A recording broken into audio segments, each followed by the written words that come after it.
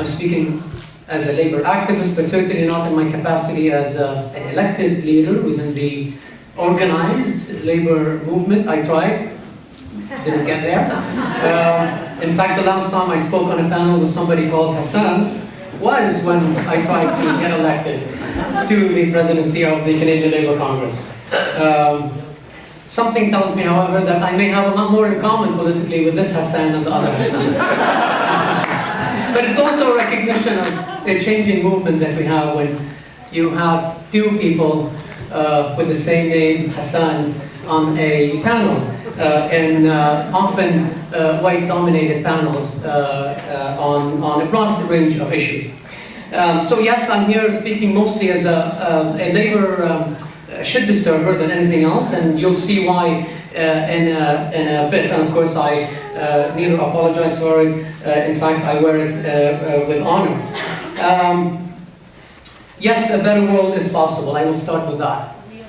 Although last year, and I want to recognize first of all that a year ago exactly this week, many of us were engaged in solidarity actions and campaigns and occupations at MPs' offices and demonstrations right across the country against the onslaught, the so-called war, which was nothing more than a massacre against the Palestinian people in Gaza.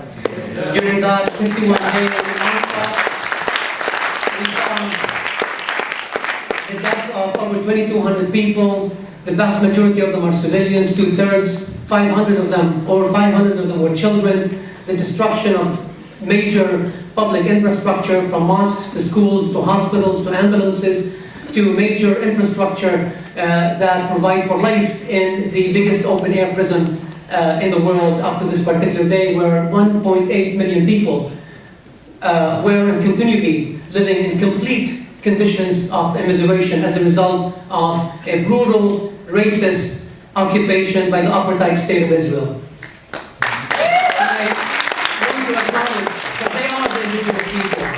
Of the land of Palestine, of what we used to call historic Palestine.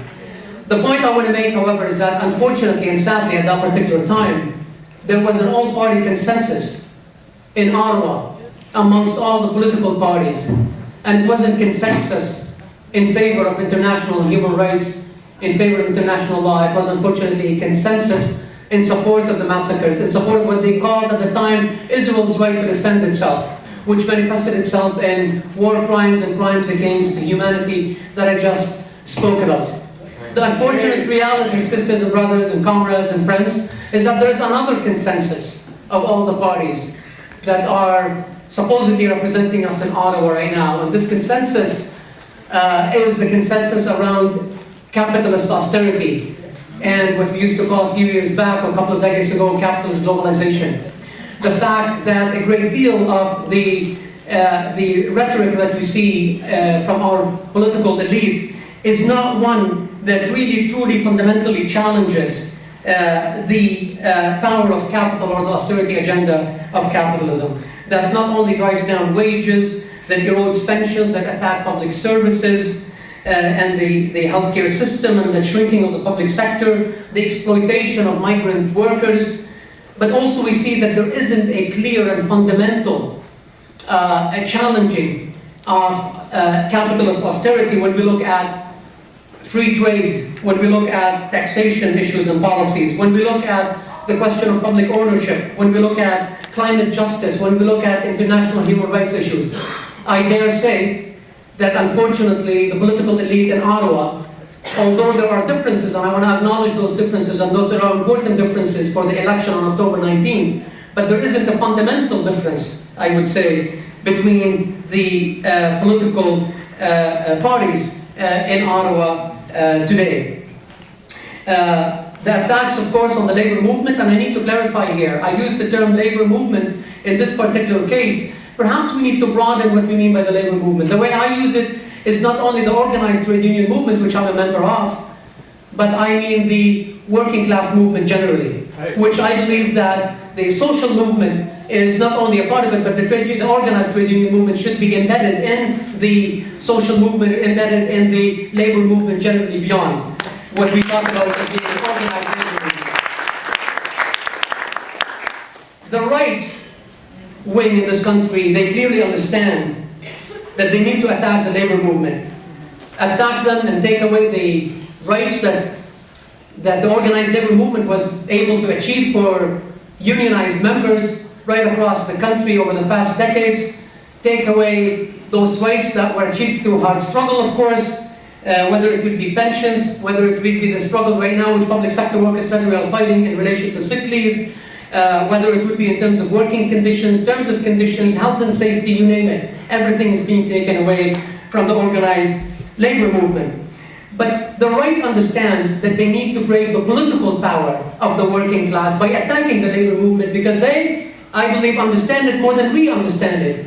I think we do not quite understand the power we have as a working class. And by the way, you will not hear me talk about the middle class. I don't understand what the heck that means anyway. But I can tell you we have the working class. So it's not only about concessions, although they're asking us for very major concessions right across the board. It is not about concessions and about weakening unions and our power and our capacity working with social movement, working with the rest of the sometimes unorganized working class in order to challenge them at every step of the way and challenge the very dynamic, very fundamental of the capitalist system. They understand that right, and that's why they're not after our rights only, they're after the very existence of the trade union movement, and we need to challenge them on that fundamental issue as well. The way forward, of course, is to move from the defensive battles that we are fighting.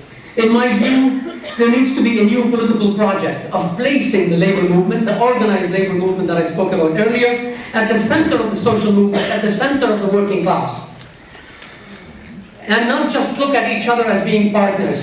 I'm not here as your partner. We are part of the same movement, and unless we understand that, we're missing a key ingredient that will help us to fight battles effectively and win. We need to define workers of the working class a lot broader than the organized labor movement.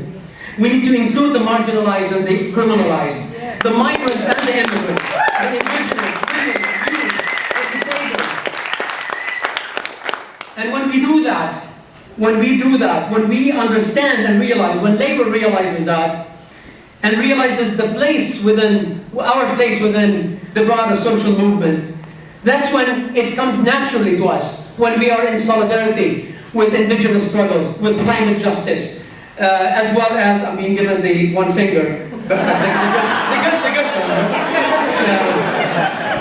because these are struggles of the working class, and it is not external to who we are. Of course, I took the challenge to be the first speaker because I was told I have 20 minutes. Sisters and brothers, comrades, friends, we do have a challenge. Over the next 99 days, my friend and comrade Mike Palachek, the president of CUPW, said earlier today. And that challenge, certainly, and I don't want to diminish from it, is to defeat the Harper government because it's the most right-wing,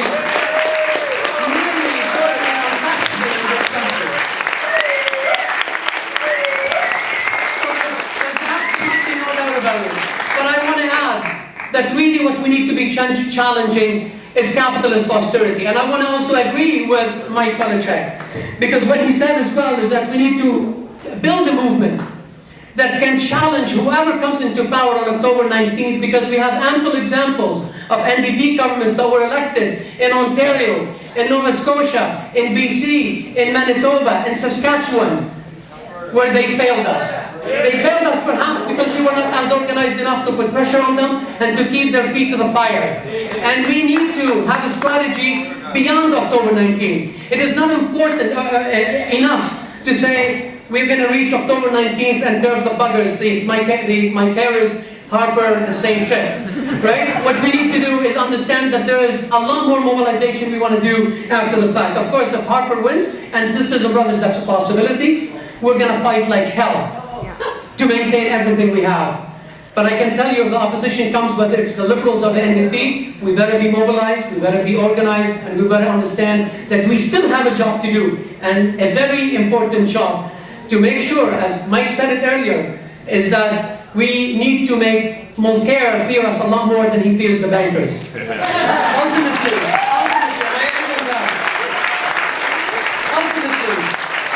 sisters and brothers, building a militant, mobilized and organized people's social movement where labor unions and its heart will make the better world that we're all seeking a reality. This will require recognition of the important struggles that are currently taking place by migrant workers, by indigenous people, idle in the war, people in the labor movement everywhere, and other struggles as well, and the potential of the working class power that we have.